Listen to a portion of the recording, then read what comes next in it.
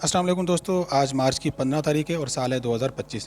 दोस्तों, आपको वीडियो के अंदर बेर का पौधा नज़र आ रहा है और ये बेर की सूफ़ी वैरायटी है। इसका जो बेर है वो बड़े साइज़ का होता है। तो आप देख सकते हैं कि इसके ऊपर फ्रूट जो है वो हमने उतार लिया है, इसकी हार्वेस्टिंग हो चुकी है और अब इसकी हम कटिंग करने लगे हैं। दोस्तों, बेर की कटिंग करना बहुत ज़रूरी होता है आफ्टर हार्वेस्टिंग। उसकी मैं आपको वजह भी बताऊँगा। और जो आपने कटिंग करनी है वो ज़मीन से तकरीबन 4 फीट, 3.5-4 फीट छोड़ के आपने बेर सारा कट कर देना है। ये आपको वीडियो में नज़र भी आ रहा है कि किस तरह से आपने इसकी कटिंग करनी है।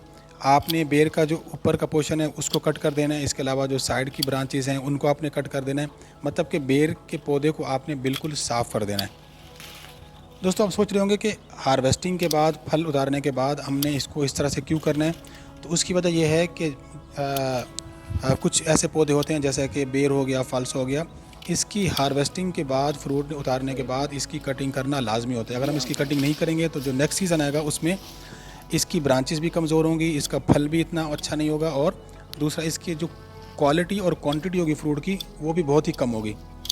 तो आपने क्वालिटी क्वांटिटी को अच्छा करने के लिए, बेर की हेल्थ को, तने को मजबूत करने के लिए, इसकी ब्रांचों को मजबूत करने के लिए और जो आपने वैरायटी लगाई है वही स्पेसिफ़िक क्वालिटी हासिल करने के लिए आपने इस तरह से बेर के फ्रूट पौधे की आपने लाजमी कटिंग करनी है और हर साल आपने करनी है, ताकि आपको जो बेर का पौधा है एक तो वो हेल्दी हो और दूसरा उसके ऊपर जो फ्रूट है, जिस चीज़ मकसद के लिए हमने लगाया पौधे को, वो हमें पहले से डबल मिले। क्योंकि अगर हम इसकी कटिंग नहीं करेंगे तो फ्रूट की जो मिकदार है वो भी कम होती जाएगी, मतलब कि इसकी जो क्वांटिटी है वो भी कम होती जाएगी। तो क्वांटिटी को बढ़ाने के लिए ये मेथड सबसे अच्छा है।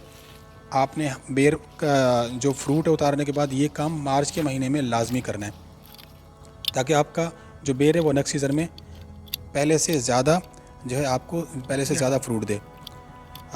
दोस्तों, इसके अलावा आपने इसका बेसन बना लेना है और इसके अंदर आपने फर्टिलाइज़र की एप्लीकेशन भी करनी है। ये मंथ जो है ये फर्टिलाइज़र के लिए बहुत अच्छा है। आपने इसके अंदर NPK तकरीबन 200 ग्राम तक डालना है, ताकि इसकी जो न्यू जो इसकी कॉम्प्लें वो जल्दी से निकलें और पौधा दोबारा से हेल्दी जो है एक दरख्त की शक्ल में हो जाए। दोस्तों, इसके अलावा आपके माइंड में कोई भी क्वेश्चन आता है तो आप उसको कमेंट में कर सकते हैं, आपको उसका आंसर मिल जाएगा।